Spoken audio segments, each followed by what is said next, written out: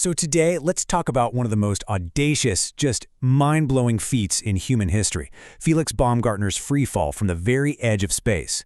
But this was so much more than a stunt. It was a mission to push technology and the human body to its absolute breaking point, all to figure out how we can be safer in the future. Okay, let's get into this. And you've got to start with the man himself. I mean, how simple is that? I'm the guy who jumped from space. It just perfectly sums up this deeply personal quest. It wasn't just about science. For him, it was about this one single iconic act. Now, here's what's so wild. Nobody actually knew what was going to happen. The entire scientific community was split right down the middle. You had one camp saying, the second he hits that thin atmosphere, he's going to go into a lethal, uncontrollable spin. And the other half, they literally said, nah, nothing's going to happen at all. He was jumping truly into the complete unknown. Right, so this mission wasn't just about going higher than anyone before. The real goal, the main prize here, was speed, breaking the sound barrier. Because if they could understand that, it could change everything for future pilots and astronauts who need to eject at high altitudes. And there it is, right from him. That was the ultimate goal, not just to fall, but to be the first person, with no vehicle, no jet, nothing, to go supersonic. It had never been done. And if he could prove it was possible, you could rewrite the book on high-altitude emergencies.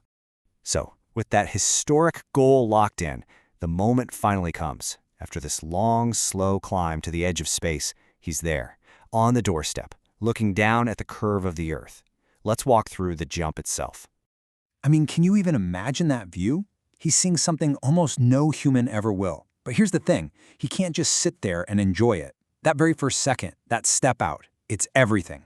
If he messes up the exit, if he starts to tumble, he might never, ever get control back. And he nails it. The exit is perfect. For the first 25 seconds, it's all going according to plan. He's stable. But look how fast things ramp up. Just 9 seconds after that, at the 34-second mark, boom, Mach 1, he's broken the sound barrier. The main goal of the mission is already done, and he's not even a minute in. So he did it. He's the first person in history to do this. But by doing it, he's just stepped into territory where no one has ever been. There is no instruction manual for this. There's no checklist for what comes next. And that is exactly when things started to go horribly, horribly wrong.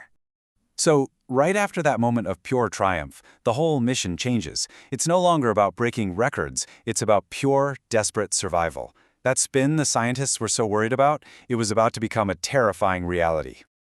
The scary part is, it didn't start violently. It was subtle, just this slight, slow turn. But up there, in the near vacuum, there's nothing to stop it. There's no air resistance to slow you down. So a tiny little rotation can build and build and build until it's a catastrophic problem. And that's exactly what happened.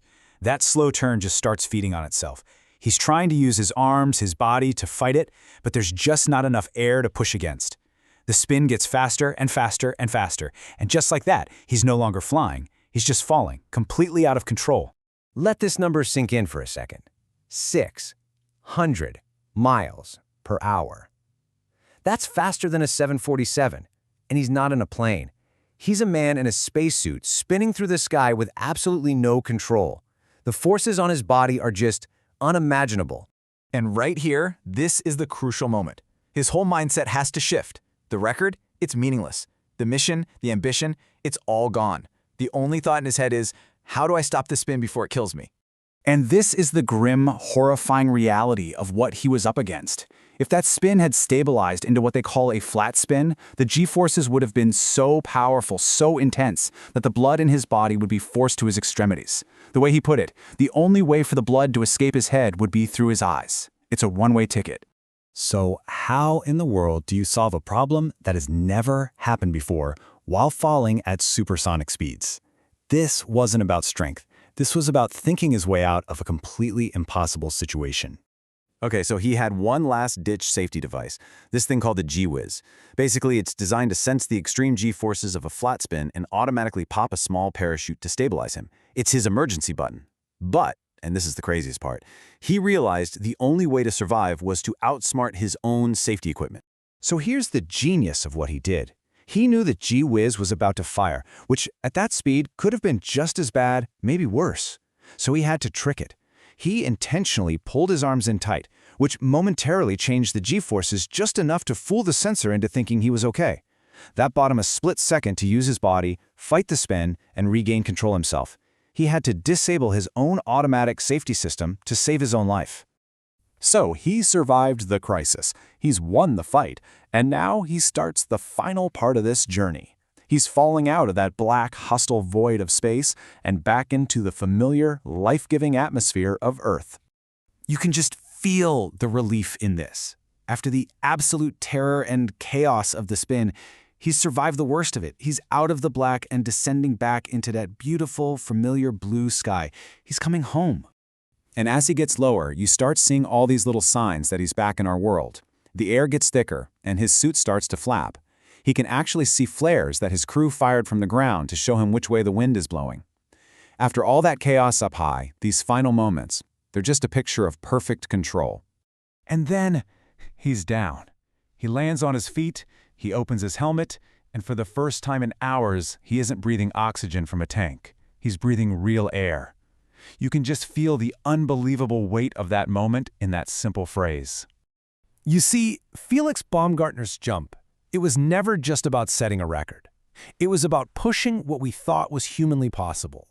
It showed us that these limits, these barriers we think are unbreakable, maybe they're not. It proved that sometimes the only real barrier is the one we put in front of ourselves. So it really makes you wonder, doesn't it? What's the next limit we're going to break?